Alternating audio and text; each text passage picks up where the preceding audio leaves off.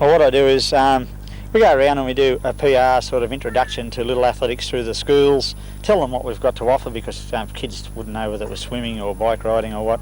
Show them the equipment we have a little bit of fun, bit of film. Afternoons we get together at a little athletic centre like this, or a zone where we've got 3 or 4 different centres involved, and we give the kids some basic exercises, some basic coaching in 3 or 4 or 5 different events or whatever they want, and have a few games and a bit of fun, which is the whole attitude and progressive work that we do in little athletics, and that's basically it. I sort of do that all year round. Kerry, what age do they go from?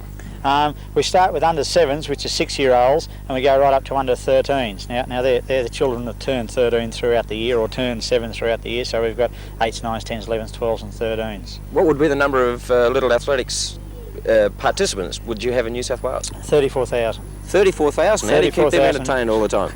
It's quite hard. Like today, for instance, I've been around and had 5 sessions at 3 different schools today, and we've looked at probably 1,100 children today. It's been beautiful. We've had a lot of fun, as we always do. Kerry, what happens to the young athletes after they come out of little athletics? Where do they go from there? Well, most of them do go to other sports.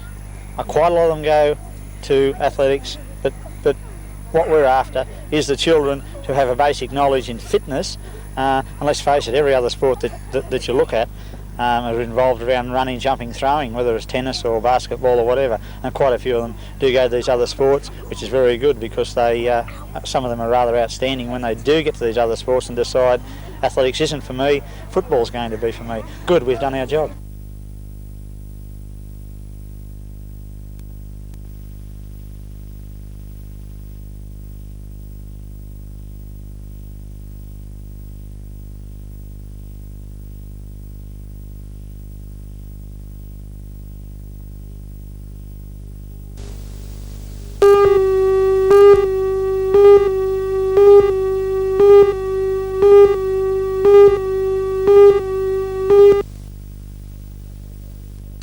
Not really, Mike. It's basically the same team that went to the World Championships, except for Gordy McLeod, which played with Sydney this year, and he was in the Olympic team. So it's 9 from the 1980 Olympic team and about 8 from the 82 World Championship team.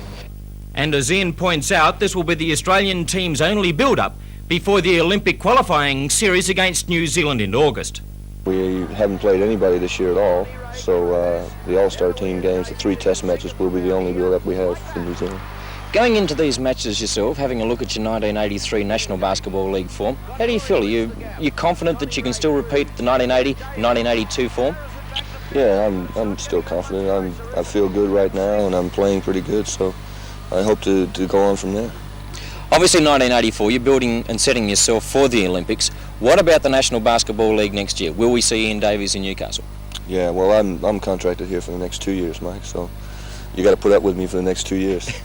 Having a look at the National Basketball League scene in general, the new rules coming in this year, only 2 imports allowed per club. Do you think this is a good thing or a bad thing at this stage? Well, I've always said that they shouldn't have cut it from 3 a couple of years ago, because I think the Americans make the game exciting and they bring in the crowd, and basketball is just kind of rising up in Australia, and you need that crowd support and you need the exciting players to bring the crowd in. But cutting it down like this, I think, is a bit early, because basketball is just now starting to get popular, and I think people might start slacking off from coming to the games because of that.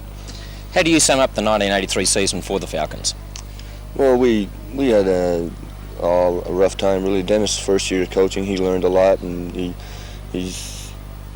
did well at times, but we weren't consistent. That's our problem. We beat good teams one week, and then we fall down to the weaker teams the next week. Other than inconsistency, where does the Falcons need to improve to be a major threat in the 1984 season? Well, I figure if they're going to recruit anybody next year, that they need to recruit another big man, along with George, to take a bit of the burden off of George on the rebounding. With another big guy, I think we'll be really tough. That was one of your facets of the game that improved this year, your rebounding. Yeah. Well, I was impressed with my rebounding and defense, because I had to guard the other team's scoring forward usually, and I was really proud of my defense this year.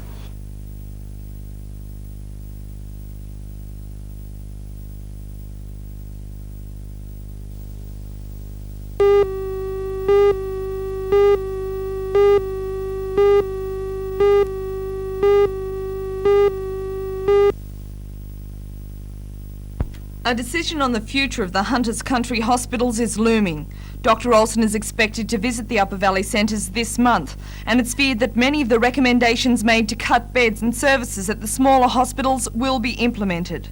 In the meantime, the hospitals are in limbo. Staff morale is at an all-time low, and the townspeople of Bulahdelah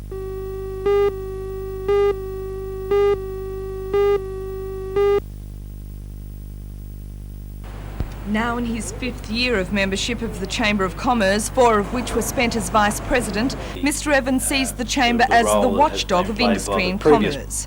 As a solicitor, he is the first professional man in 25 years to hold the position of President. He says business should take an active role in future development and believes the public sector shouldn't rely on the various tiers of government to cure the Hunter region's ills. Let's face it, all the major businesses that have been established in this area, such as Brambles and the Arnott's Biscuit Factory years ago, ultimately found their destination in Sydney to have their head offices there, and that was because Sydney was the capital, and because the services such as the taxation office weren't available here. There won't be any excuse in the future, and I see Newcastle becoming a regional capital with head offices of all these organisations established here.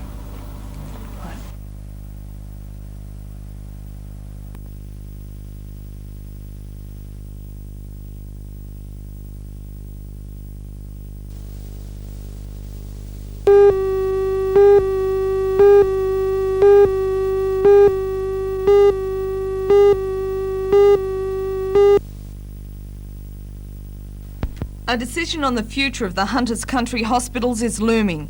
Dr Olsen is expected to visit the Upper Valley centres this month, and it's feared that many of the recommendations made to cut beds and services at the smaller hospitals will be implemented. In the meantime, the hospitals are in limbo. Staff morale is at an all-time low, and the townspeople of Bulahdelah, Gresford, Murrurundi and Scone are worried that they will lose their medical services. The Australian Medical Association is also concerned about the rural bed cuts. It says the government is showing very little regard for the needs of country people. State Secretary of the AMA, Dr Bruce Herriot. The centralisation of service is not necessarily bad, but one must remember that humans live in little towns and in the country, and they need some services where they are. Sophisticated services like places where you can do coronary artery bypass obviously must be located in central places such as the Royal Newcastle Hospital. There is no doubt about that. And I think a balance has to be struck between maintaining services to country communities and providing focal areas of special services for the total community over wide geographical areas.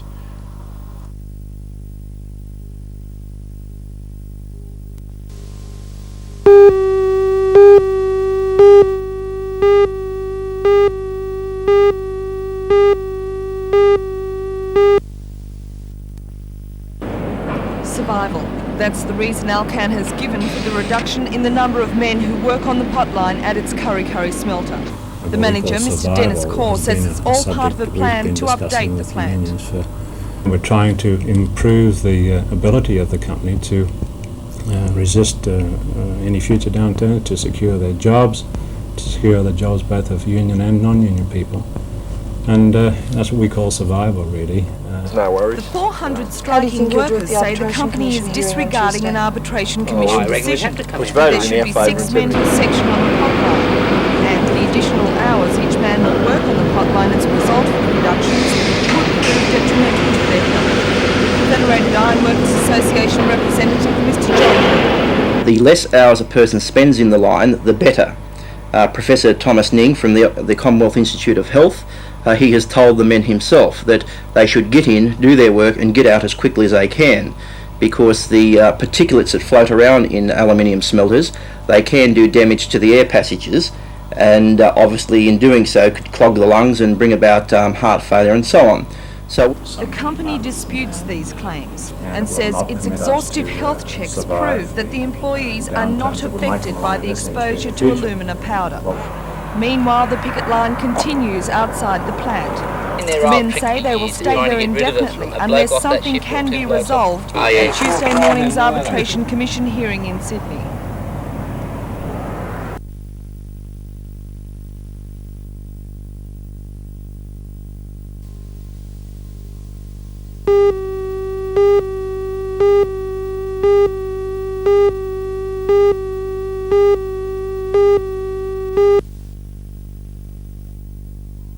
The Melbourne-based Venture Retail Group today opened the doors to its first Hunter Region store.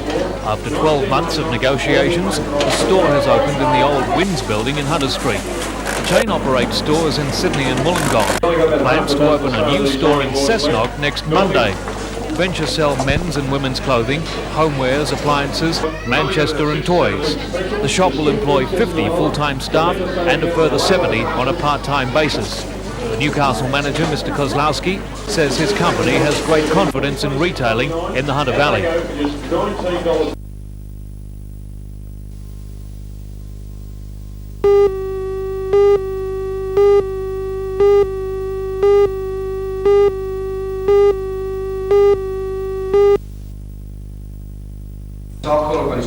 The annual presentation of examination certificates traditionally coincides with a visit to Newcastle by the State's Insurance Institute Committee. Today's visitors included the Vice President, Mr. Jeffrey Bird, who gave a short speech before making the presentations. 7 certificates were presented, 5 for general insurance and 2 for the life assurance exam. As well, 2 special prizes were awarded. Peter Matthews was given the Truesdale Prize for receiving the highest mark in the Advanced Fire Insurance exam, and George Sufkis received the prize for outstanding achievement in the Insurance Certificate course run at the Newcastle Technical College.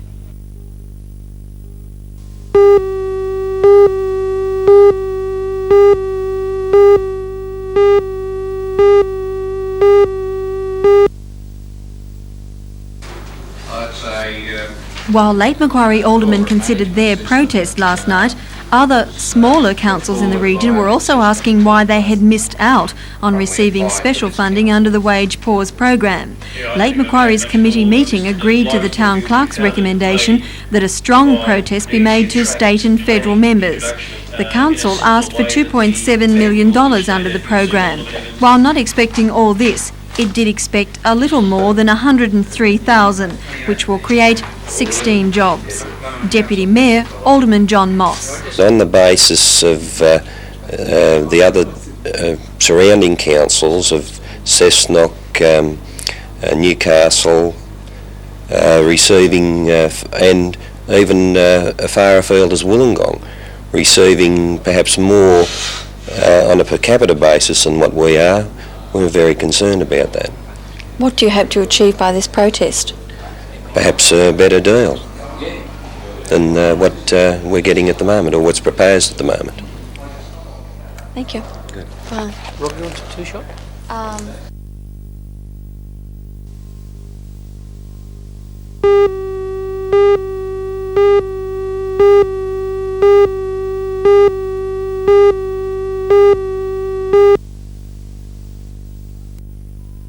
Mr Morris says the study is long overdue for the region and will provide up-to-date information for the identification of road needs.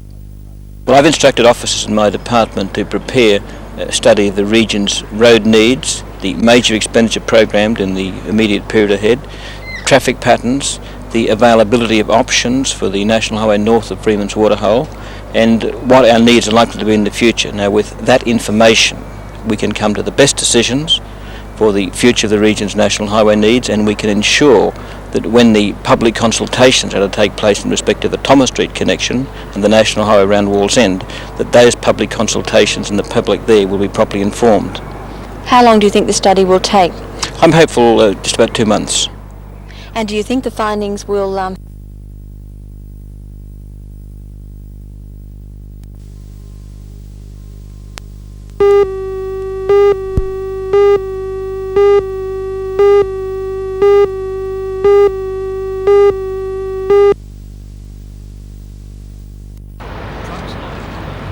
200 members of the Newcastle Retail Fruit and Vegetable Merchants Association blockaded Rural Drive Sandgate yesterday. They were protesting over the sale of produce to the public at wholesale prices.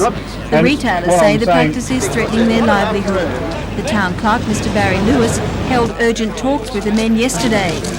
Further talks will be held tomorrow. Meanwhile, things are back to normal at the markets, at least for the time being. Could the state dockyard return to shipbuilding? There's a group in Newcastle which has not given up hope and has drafted a plan of action to get the facility back on its feet. Trades Hall Council Secretary Mr Peter Barrick had this to say after successful talks yesterday. One of the problems we've had to come to grips is the State Dockyard finished as a shipbuilding entity? And arising out of the discussions this morning, we believe not. We believe the dockyard has a future. We believe that there can be cooperation between the management and the unions to ensure that is an achievable objective. A grant has saved the Newcastle Young People's Refuge. The State Treasurer, Mr Ken Booth, presented a cheque of $23,000 to the refuge yesterday, which will ensure the refuge's survival at least for the next 3 months and until the state budget is brought down. The refuge provides temporary accommodation for up to 200 people a year. And finally, Newcastle's biggest ever wine show is on at the moment. The 1983 Hunter Wine Expo at the Workers' Club. And today, there's more opportunity to taste what the Hunter has to offer.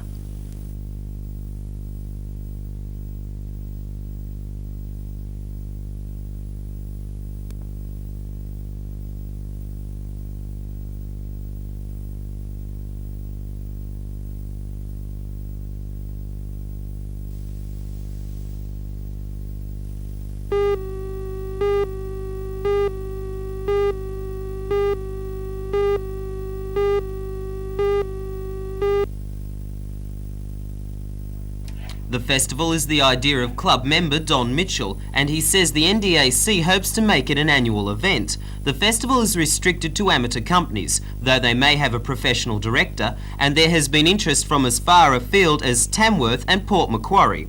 Cash prizes and trophies will be awarded in a number of categories, but the NDAC is now negotiating for a festival sponsor. All performances will be at the Roxy in Hamilton. Don, why has the NDAC decided to put on this festival for Matara? We've decided to put on the festival because the club is 40-year-old, and we felt that we should put something into the community that can be running and show the use of the theatre. Do you think the theatre is underutilised? At the moment, yes. Are you happy with the state of theatre in Newcastle? Is there enough going on? At the moment, theatre in Newcastle seems to be running at a lull, and we feel there could be more on.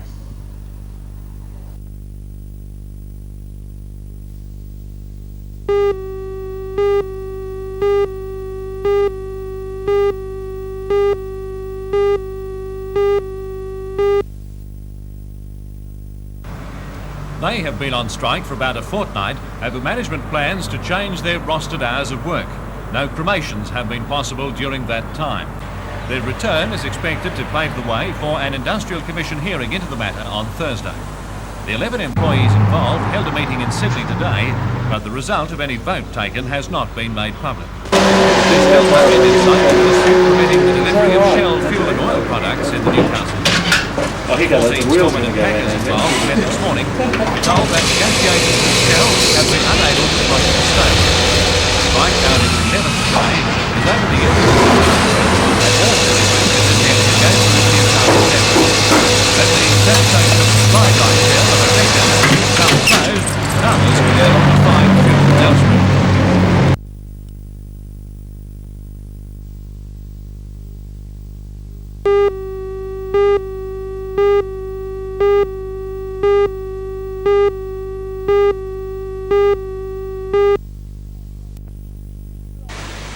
Six-year-old Reagan Chamberlain underwent surgery today to save the sight in his eye after an accident on Saturday night. A spokesman for Royal Newcastle Hospital says Reagan is in a stable condition, but he refused to comment on the success or otherwise of the operation. Reports say a number of children were playing near a fire at a house in Cooranbong when Reagan was sent out to fetch his 9-year-old brother Aidan. It's believed some neighbourhood children threw some bottles into the fire. These exploded, sending splinters of glass into Reagan's face, cutting his nose, eyelid and cornea. His father, Michael Chamberlain, has been with him for most of the day.